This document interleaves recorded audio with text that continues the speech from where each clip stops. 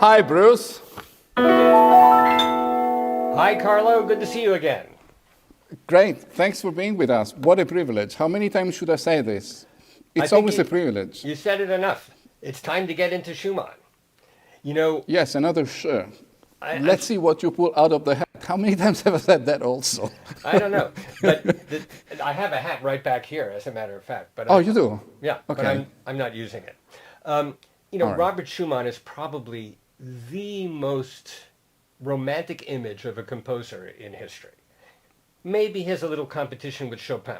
But basically, Schumann was passionately in love with Clara Schumann, another great musician, who was the daughter of his piano teacher, Wieck, and then there was... Poor guy. Yeah, and then there was the strange... Oh, of course, and Wieck opposed their getting together, so there was so much drama there, and Schumann's hand got ruined, so he couldn't become a pianist, and his parents wanted him to go to law school, and he didn't go to classes, so he left law school to become a musician and a composer.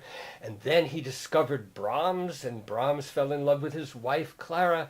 It's an amazing story. And of course, there's also the story of his mental illness. He was bipolar, they now believe, and everything indicates that. And that he ended his life in an asylum, all alone, after trying to commit suicide, and was forbidden, at the end of his life, forbidden to see anyone he was related to. He couldn't see Clara, he couldn't see his friend Brahms, he couldn't see his children. It was terrible. And of course he had 7 children. Awful. Yeah. It's a very romantic story, but we have to remember that we are romanticizing when we take someone's pain and see it as beautiful and romantic and pleasurable. And very often this is what is the stuff of corny movies, and Schumann has been the subject of several movies, as a matter of fact, mostly unbearable to watch, I think.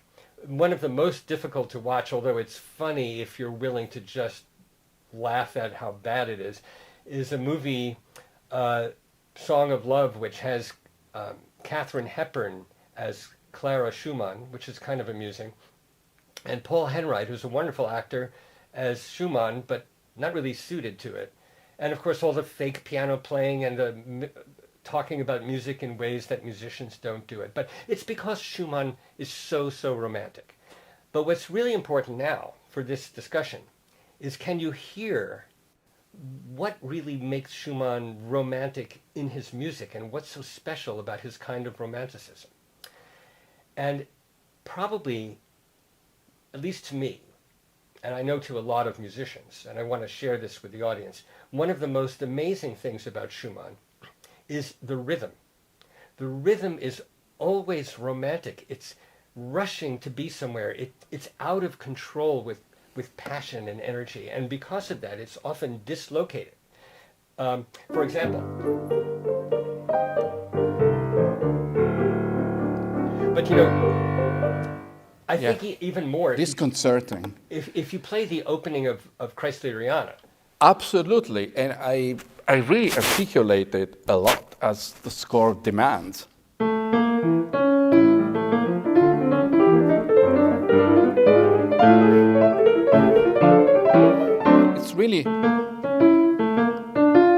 It's so precise. But the thing about it that we can hear immediately is that the right hand starts and the left hand is behind and off the beat. In fact, that makes a problem for pedaling. That makes pedaling rather difficult. But for the listener, it's like it's breathless. The heartbeat is off. It's like somebody running wildly somewhere, and their breathing is off from their running. So it is so passionate. It has both energy and love and fear and all kinds of things mixed together. I mean, if you were to play the opening, and I want to tell everybody that it's not until about 20 bars into it that you finally get... Yeah, finally on the beat. That's the second time. Yeah, the second time it happens, you feel the beat. Yeah, that's... So Carlo, if you start at the beginning and play right up to there...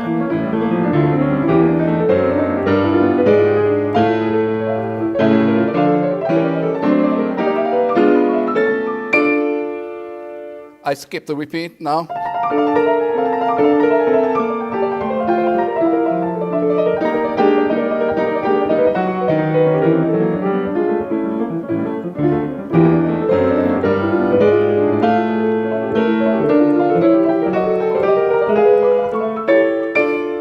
Right. So I think somebody can feel that the left hand is behind. It doesn't start on the beat. For example, the beat, it's right there. It's the But B you hear- flat. In fact, it is the B flat.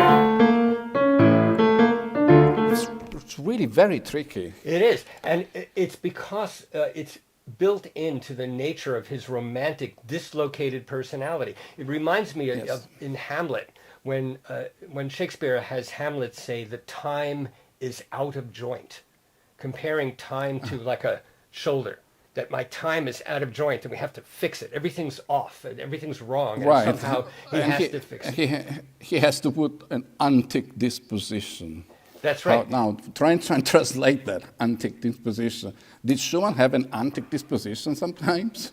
Well, no, I think he really, really suffered and was passionate. Really, and it was real. I think it was all real. But, getting back to this opening, aside Yeah. from the fact that the beats are all delayed, that also means that the harmony frequently is dissonant because the right hand gets to the harmony before the left hand catches up. So, for Exactly. example, I'll play this. I am already on the subdominant, but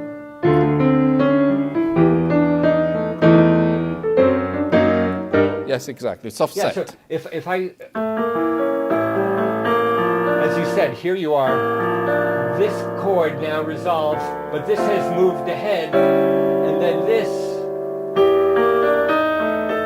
that really needs this left hand to go here, but by time the left hand gets there, the right hand has moved on, and then it's continually behind, and I'm trying to put them together, but if you put them together, you don't get Schumann. So it is off and really out of joint. Now, another wonderful moment to listen to in this piece, to think about, is how Schumann also relates to Bach. He was obsessed with Bach. So, for example, where it says intermezzo etwas bewegter here, Yeah. do you want to play a little bit of that, please?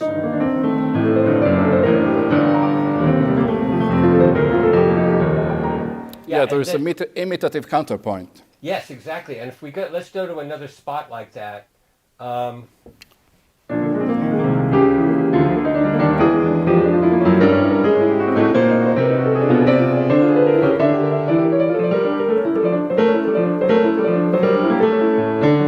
And here, unison, Yeah, sudden, and or rather octave, parallel octave. Yeah. and the spot where it says bewegter later. Yeah. Now, the reason I say it's like, play, that's beautiful. Yeah, it is. There is also the second time.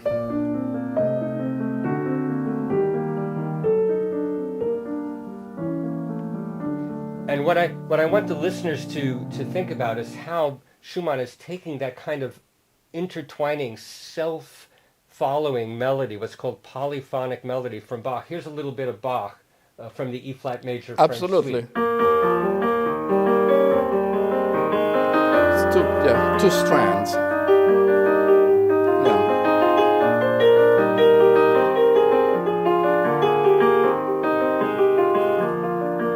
That's so much So of where Schumann I grabs should actually play. I should do something like that, or probably I would get crucified. So I will not attempt it. But you're absolutely right, Bruce. Can I stop you for a minute? Sure. Not for a minute, for 5 seconds. Yes. Promise. Isn't this coming Schumann's Tristan chord?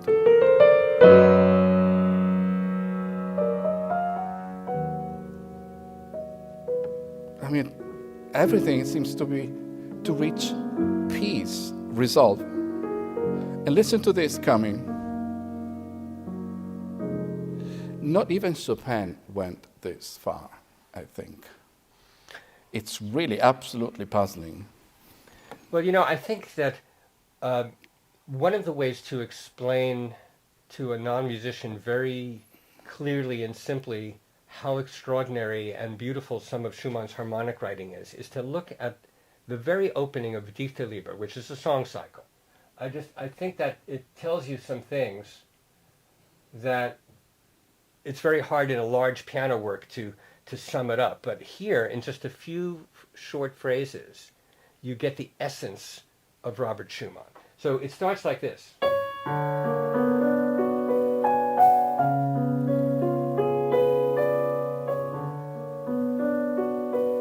That's another polyphonic melody. It is. But one of the things, if you think about it, I'm going to stop after 2 notes. Now, to our modern ears, that's a mild dissonance, but to start a piece of music in the 19th century with these 2 notes that are completely dissonant and far apart, then that's dissonant, it starts to unfold, and this note finally resolves here, and we don't get the whole chord till there. And then he repeats it. But now we understand where it's coming from. So what Schumann does, and he was the first composer to do anything as complex as this, he starts not only in the middle of a phrase, in the middle of an idea, in the middle of a dissonance that hasn't even resolved yet. Now, why does he do that? It's because he's evoking the feeling of trying to remember something. You know, when you think, oh, wait a minute, I'm trying to remember. I'm just trying to get a hold of it. And so he starts, and it's not clear what it is until just there, and then he does it again, but now we understand where it's coming from. And he does it one more time, and then the voice comes in wunderschönen Monat Mai. And finally, we get a cadence several bars into the piece that clarifies the key. We didn't know what key we were in. We're actually thinking we're in the wrong key. We hear dissonances that we at first don't understand, but by time the voice comes in in the beautiful month of May is the text, we finally understand where we are. That's like at the opening of Kreisleriana, where we can't figure out where the beat is, the keys keep changing, because Schumann starts practically in the middle of an idea, in the middle of a thought. And it's partly because maybe, I think, as a manic depressive person, his mind when he was manic was racing, and racing just like at the beginning of Kreisleriana, just racing forward, and he could start writing right in the middle of a thought. And we're lucky that he had that way of composing, because so much music that he wrote has a unique quality of pulling you into something that is already happening, which was not typical of any composers at the time. There's a beautiful expression, Latin expression, in medias res, that depicts much literature that starts really in the middle of the unfolding of events. My other question, of course, this makes Schumann rather different from Brahms, which is so compact, looks back and forth. It's like Janus, two-headed Janus looking.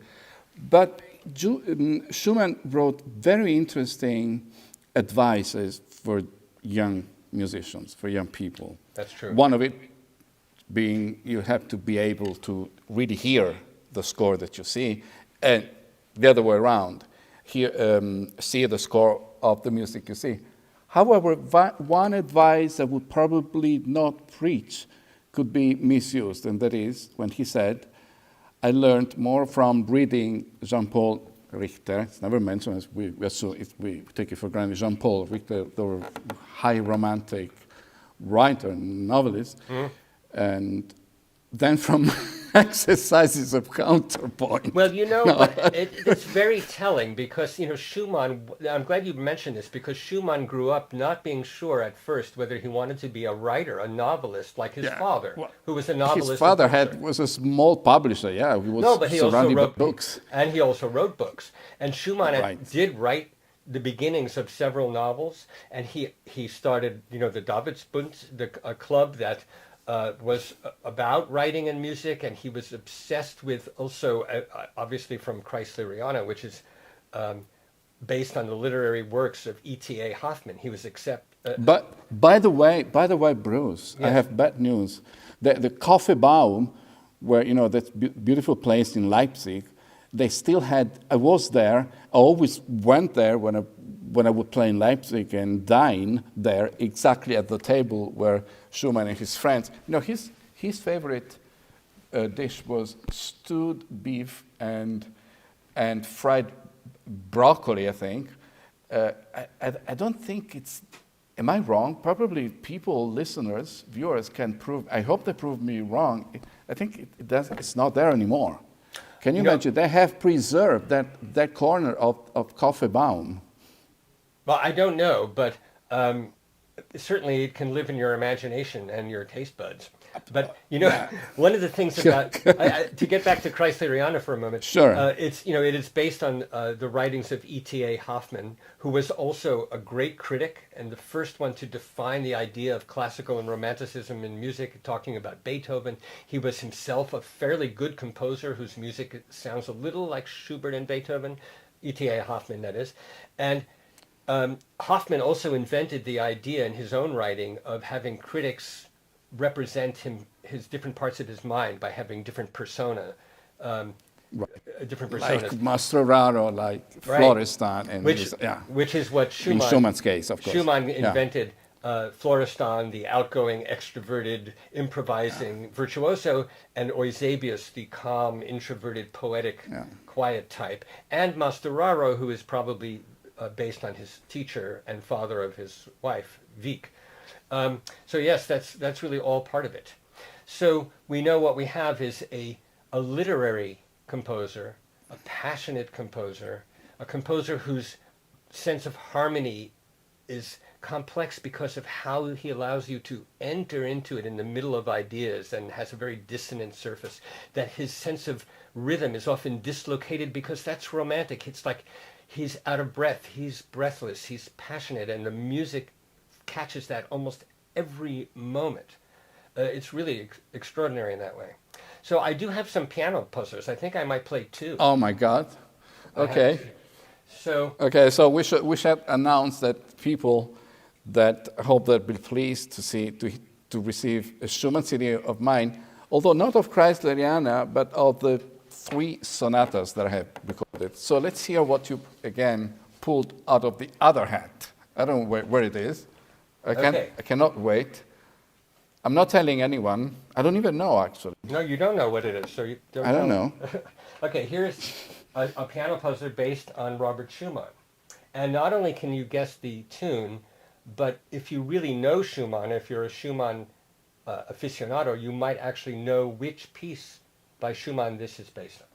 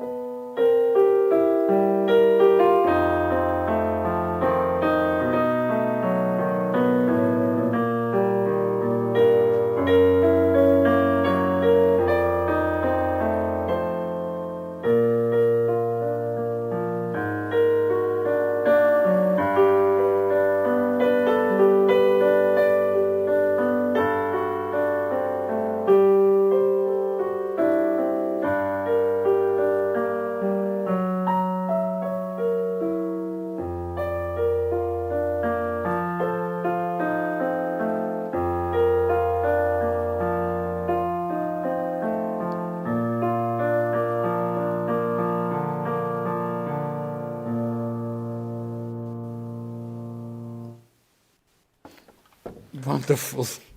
Well, the tune is rather recognizable. The accompaniment, I recognize the accompaniment. I'm not telling anyone. Good. So there's 2 things I have to recognize. Yes. It shouldn't be too difficult tomorrow after the concert. Oh, no. I shouldn't have said that. You know what? That's okay. Carlo, I have another one too. Do you want to hear a short one? Are you kidding? Okay, here's another Schumann piano puzzler.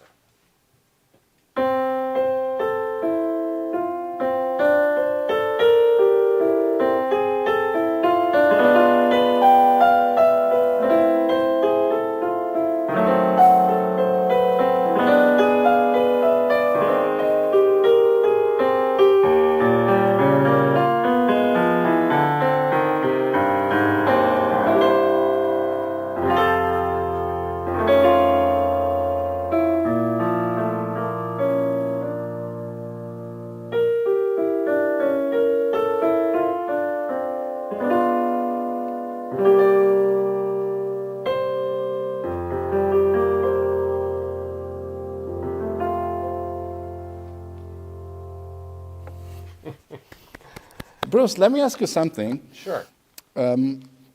This does not relate to Schumann and to us now. How many?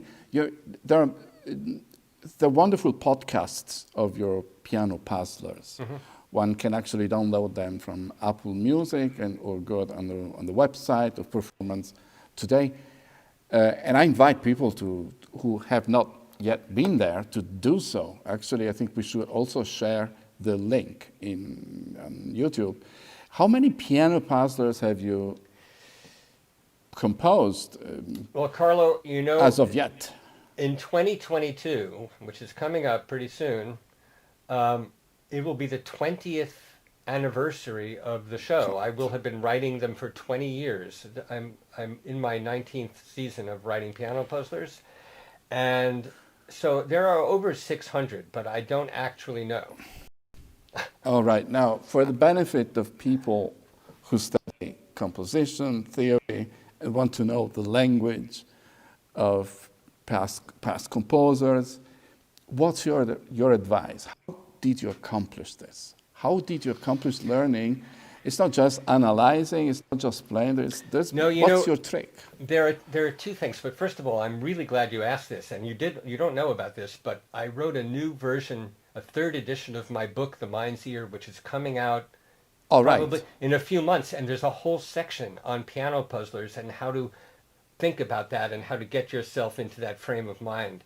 But it has to do with improvisation that has very specific goals. Improvising in certain keys or modes, dealing with certain textures, certain rhythms, so that you identify the characteristics that you think of when you hear certain composers, and you limit yourself to dealing with those characteristics so that you become fluent. It's not an easy thing to do, but it also is really fun and pleasurable if you love music. It has a lot of listening and a lot of improvisation before you can get yourself to that point. So in the new version of The Mind's Ear, which is coming out in Oxford University Press sometime in the next 6 months, there's an entire section on how to think about piano puzzlers and get yourself into that frame of mind and technical position. That should be really a school book, a school text. And so it is improvising with a goal and always being in a self-correcting mode, I guess. Trying not just to let go, but... Well, listening. It's sort of, when you improvise, you have to let yourself go, but you're listening and you can be critical afterward. It's hard to be critical while you're improvising, but it's a two-step thing. So you allow yourself to kind of flow, and then you step back and you think and criticize. But you don't do them simultaneously, or you might not do anything. We'll read your book. We'll read your book. Okay. This is great. This is extremely, extremely useful. Well, I am always excited to talk about great composers, and so far all your recitals have been among the greatest composers of piano music there are. So Schumann, of course, is a great discovery for a lot of people. He wrote almost all his piano music in less than 6 years, and most of it concentrated in a short 3-year period. Then he wrote over 100 songs in 1840. He wrote all his symphonies and then his chamber music. He tended, partly because of the manic depressive quality, to have these huge outbursts of creativity where he would just write in one genre incredible amounts of music in a very short space of time. And then unfortunately, of course, his madness, which is not a term we like to use anymore, but it's a romanticized idea of mental illness, caught up with him, and he decided to put himself into that asylum. And he decided that he needed to go there. And it was a very beautiful place with sympathetic doctors, but they didn't really know what to do. And they made one very bad decision. And that decision, to anyone today, is appalling. But they thought it would be better for his health if he did not see his wife, children, or any friends at all until he was better. But he never got better. So he never saw them. Clara saw him only after he died. In fact, there's one line in a letter he wrote to her from Ennig, which is where he was, Ennig. He wrote, "The doctor has even forbidden me to yearn excessively for you that is, as it's too fatiguing. Oh no. Forbidden to yearn. Now, yearning, of course, you can't control that. And it's the essence of Romanticism. It's the essence of harmony that is tense and dissonant and yearning to resolve. It's the essence of Schumann's music, is yearning. And it's amazing that we have in writing that he was told, like a prescription from a doctor, not to yearn excessively. Well, That's I think ridiculous. it's an amazing thought, though. It's horrible, but it also is an extraordinary glimpse into that time and to what they thought then, because they were trying to help him. It's amazing. Well, Thank Carlo, you so much, Maestro. it's been a pleasure. This was amazing. And so let's remember, let's guess the piano puzzlers. And we're all eager to see your next book then. I'll let Reminds you know. what happens here in our brain musically, and not only musically, and now how it can be instrumental, in this case, to reproduce and learn, understand better the languages, how the styles, how composers wrote, following your advice. And, well, what you have done, I mean, it's really these piano puzzlers, okay, you do use a rather self-ironic title, Piano Puzzlers, but they're really lessons. Oh, I agree with you. Model lessons, they're really lessons, Thank each you. one of them. We call them in public radio, we call it subversive education. Because it's fun. Okay. Yeah, okay. Also, Don Juan by Mozart was supposed to be a comic opera, but got to the point. Yes, that's right. Well, Carlo, it's been Thank you so much. Great pleasure, Thank and I'm you. looking forward to the recital very much. Thank you so much.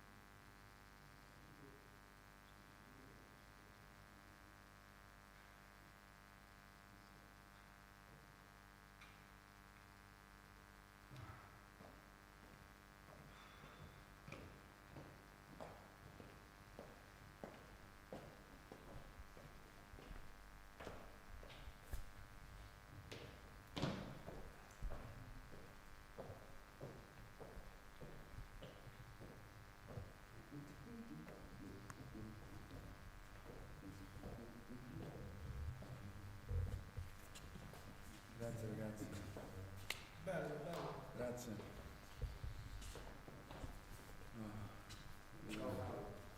Giacomo.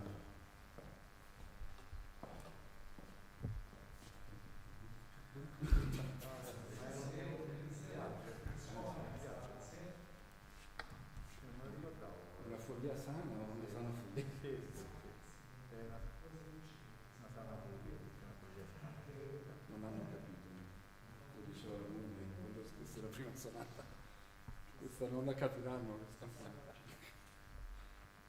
E queste sarebbero le anzi le visioni della vita del gatto muto.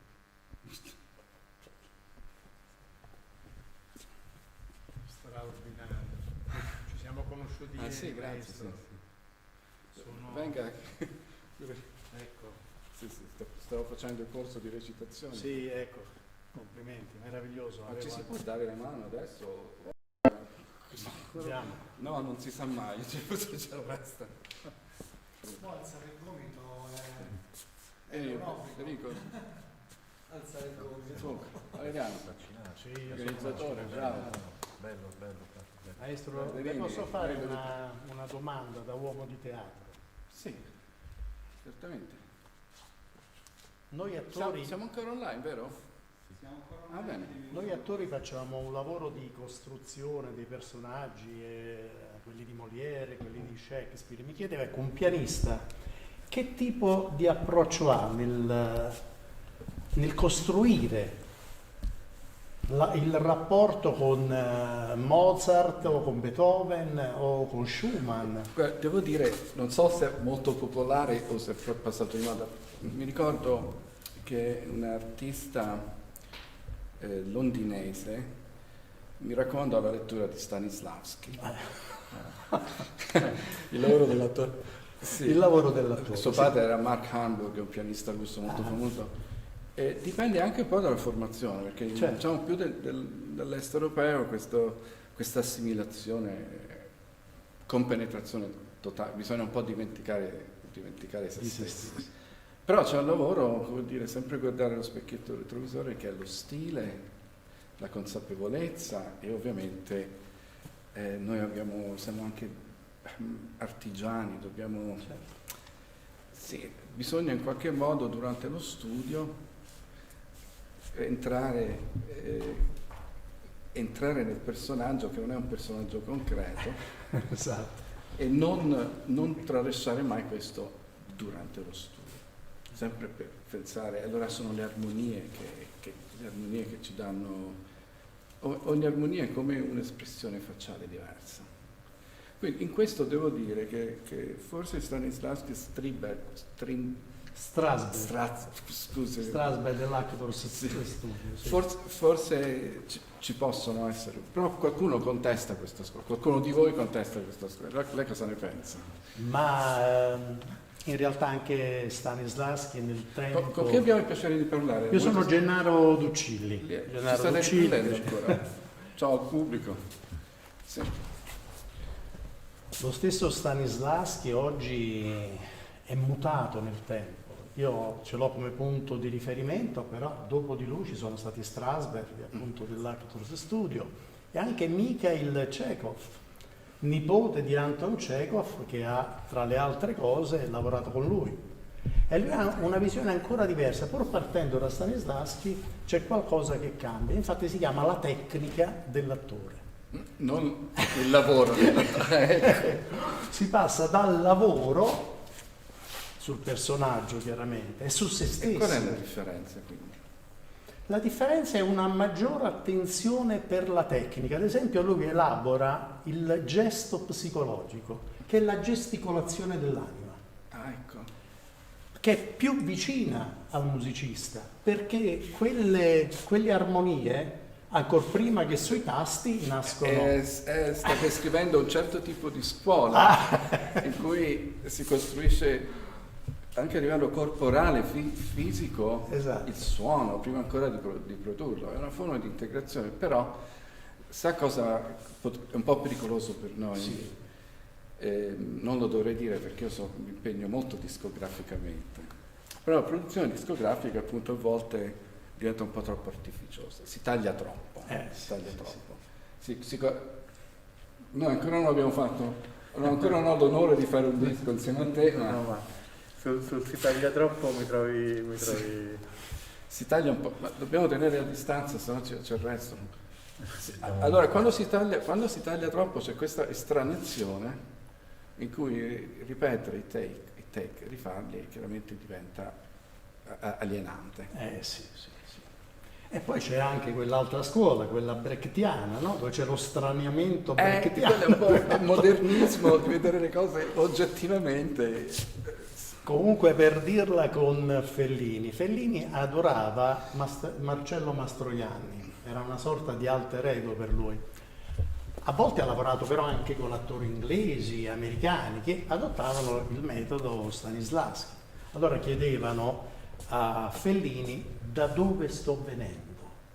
Dove devo andare? Quando apro quella porta, che cosa sto per vedere? Dentro di me cosa sta succedendo?